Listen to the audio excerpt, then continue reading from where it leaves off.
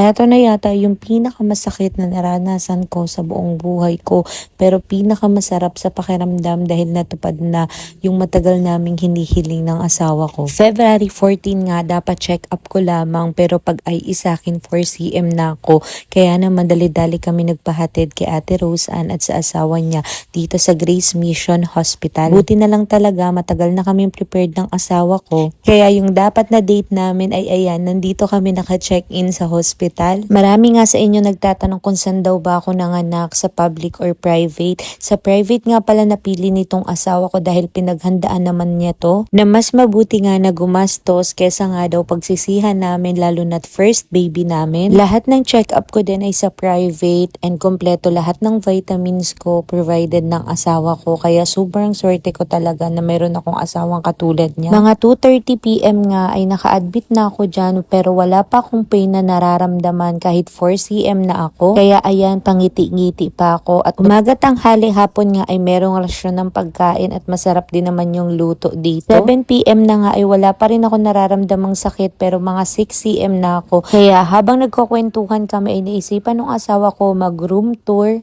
Eto nga pala yung room nila na worth 1,500 na masasabi ko talagang sulit na sulit na. May sarili ka na ng CR at may malinis ka na rin na kwarto na palaging may pumupunta at naglilinis. Sabi ko nga dun sa asawa ko sa public hospital na kami mga anak kasi sayang pa nga yung pera. Pero dahil gusto nga niyang makasigurado at gusto niya yung comfortable kami ni baby. At hindi nga kami nagsisi na dito talaga ako manganganak sa Grace Mission Hospital kasi sobrang babait ng midwife, nurses at doctor dito na wala ka man lang may encounter dito na susungitan ka. Alam mo yung komportable ka talaga, tapos every time ka pa nilang i-check. Kaya talaga namang sulit na sulit talaga yung bayad dito. Yung mismong OB ko nga pala ay si Doc Cherry Santiago, na dito rin siya OB sa Grace Mission Hospital, pero may clinic din siya sa Pinamalayan every Tuesday and Saturday. Marami nga sa inyo nakakaalam na may PCOS ako, and ang tagal na namin inintay ni Jerome na magkaanak. At after 1 month na inalagaan kami ni Doc ay ayan, bugs, nabuntis agad ako.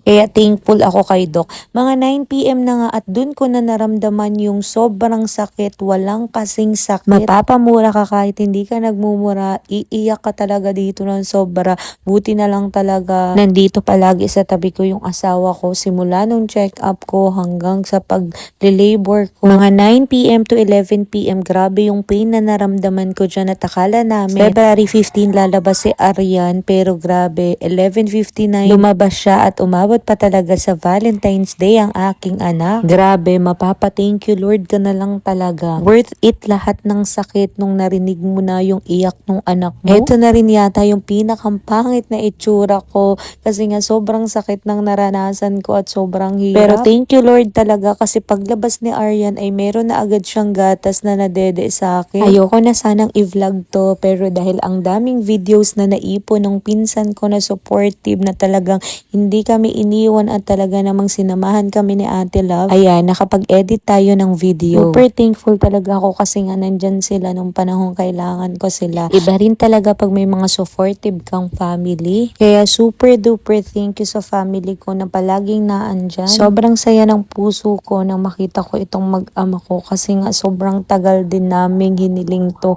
As in almost 5 years naming hiniling na magkaroon ng baby.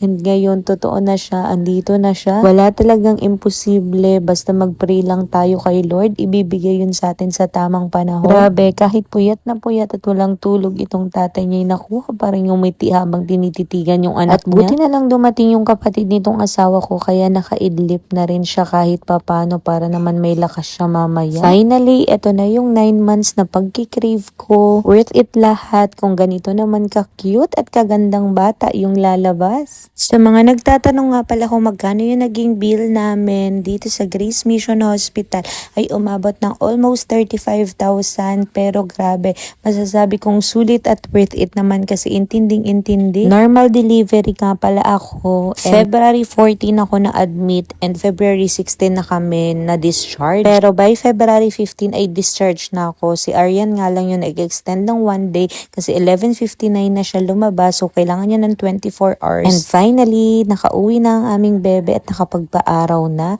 Hanggang dito na lang. Thank you for watching.